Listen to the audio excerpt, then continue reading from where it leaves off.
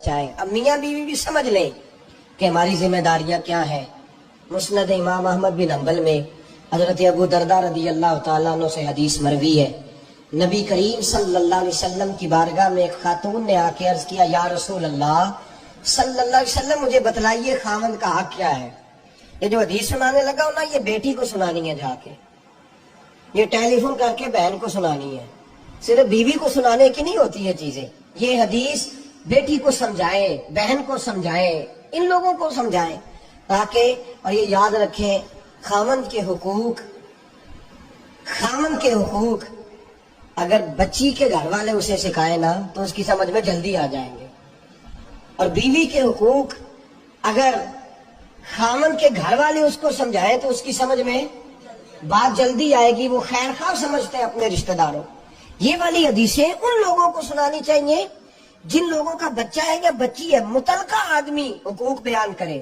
جب متبادل چیز کسی کے سامنے آتی ہے تو وہ کئی دفعہ سمجھتے ہیں کہ خلوص اس میں پورا نہیں پایا جاتا۔ حضرت ابو درداء رضی اللہ تعالیٰ عنہ فرماتے ہیں، ایک خاتون حضور کی بارگاہ میں آئے، عرض کرنے لگی، یا رسول اللہ صلی اللہ علیہ وسلم میں نکاح کرنا چاہتی ہوں، شادی کرنا چاہتی ہوں، مجھے بتلائیے خاوند کا حق کیا ہے؟ اگر تو میں ادا کر سکتی ہوں تو میں نکاح کروں، ورنہ میں اس کام سے بچوں۔ میرے نبی کریم علیہ السلام نے فرمایا، بی بی اگر خاوند کے ناک سے ریٹھ نکلے، ریشہ نکلے، پیپ بہے اس کی ناک سے، اور بی بی اپنی زبان سے وہ صاف کر دے تو پھر بھی اس کا حق ادا نہیں ہوتا۔ حضرت ابو درداء کہتے ہیں، آنکھ کھول کے اس عورت نے دیکھا تو میرے نبی پاک نے اگلے جملے ارشاد فرمائے، حضور نے فرمایا، تو ان باتوں میں حیرت کر رہی ہے، میں اگر خدا کے علاوہ کسی کو سجدے کا حکم دیتا تو میں عورت کو کہتا اپنے خاوند کو سجدہ کرے،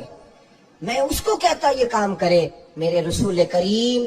علیہ السلام نے حقوق کا تعین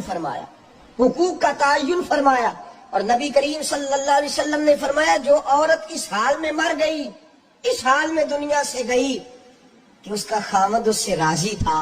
اس کا شوہر اس سے راضی تھا، اس کا گھر والا اس سے مطمئن تھا، تو میرے نبی پاک فرماتے ہیں جب دنیا سے جائے گی تو رب کریم جنت کا دروازہ کھول کے فوراً ہی جنت میں داخل فرما دے گا،